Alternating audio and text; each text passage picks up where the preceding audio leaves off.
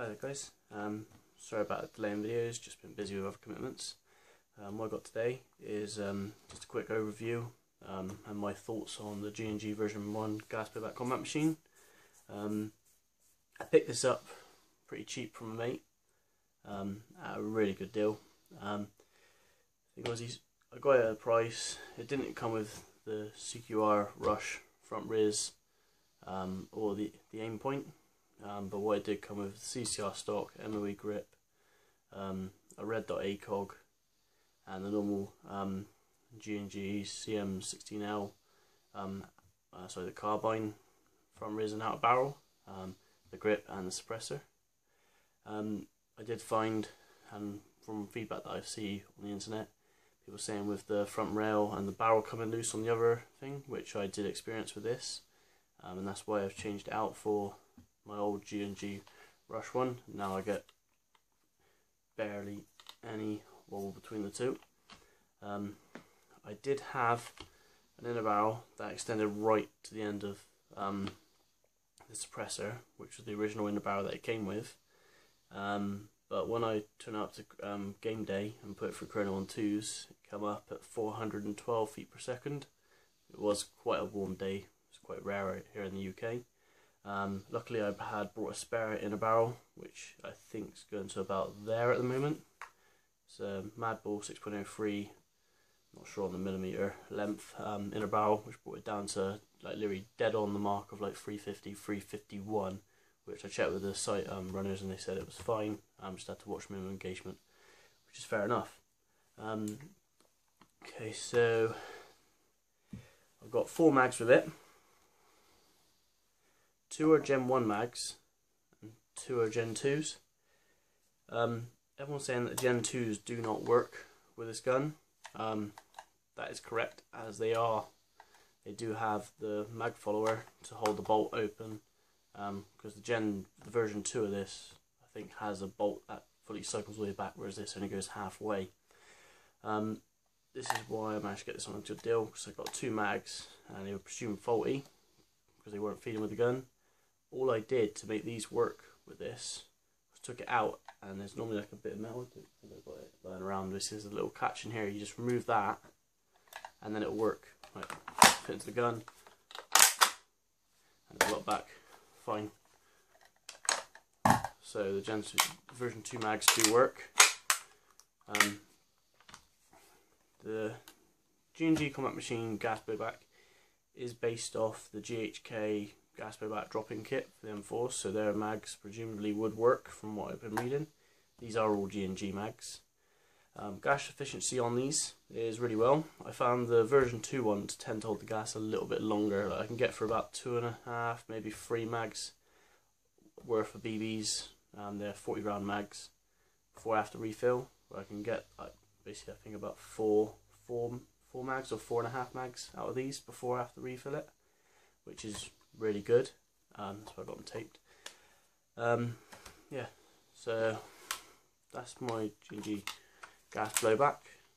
Okay. So I have used this in, like I said, 1 game day.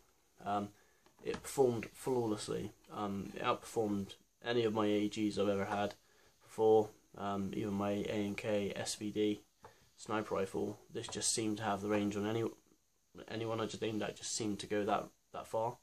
I did run it on semi-auto all day.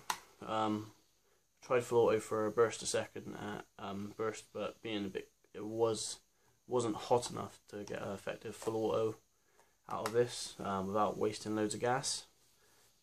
That's one downside, but hey, I'll take the semi-auto anyway for that accuracy. The way you tell when you're empty, if I put a mag in, if I cock it back, the bolt does actually slightly lock back and it stops you from pulling the trigger.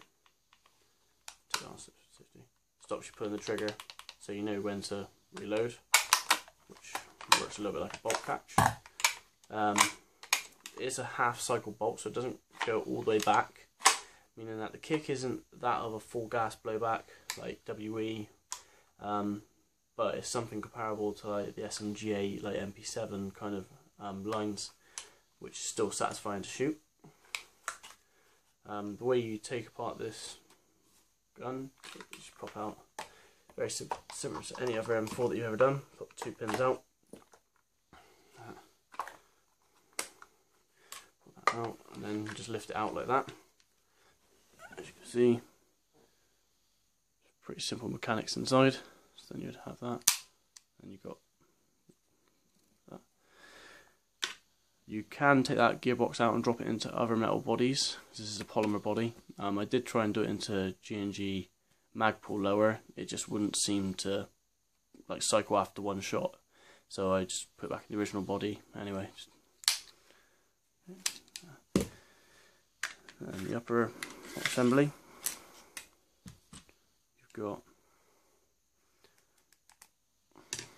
your upper. So you've got your charge handle. AG charge handles do work, so if you want to get like a skeletonized charge handle, that should be fine. It just goes straight onto the top of there. The only thing I do to maintain it, I take that off, there's an O-ring in there. I just get some, basically clean all the old oil out of there, put a little bit on the O-ring there, a little bit just around there, because that's what sits inside of the top of the mags. Okay, so that's fairly easy to maintain.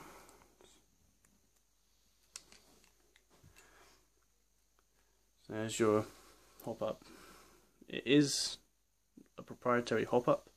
I can't seem to find one that is the same as it. It does have an adjustment wheel, a little bit like the Magpul 3-in-1 hop-ups, or like the G36 style. It's got quite a bit of adjustment on here.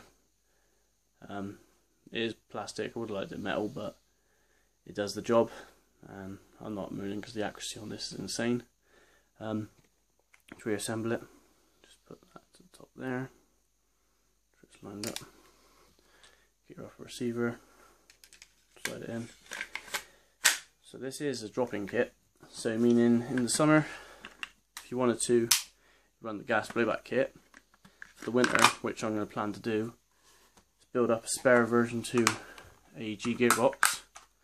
In the winter, just drop it out in the winter, use it like that, use it as the AEG, and then in the summer, put the gas kit back into it.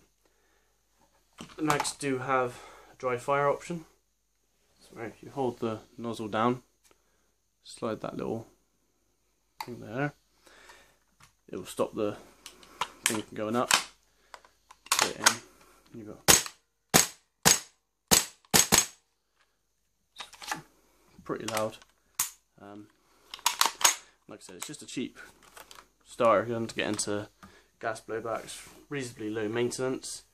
The mags, about £38 each, I believe they are, which I will hope to get some more of them. And yeah, it's a really good gun. If anyone's got any questions, just put it in the comments. I'll try my best to answer all of them.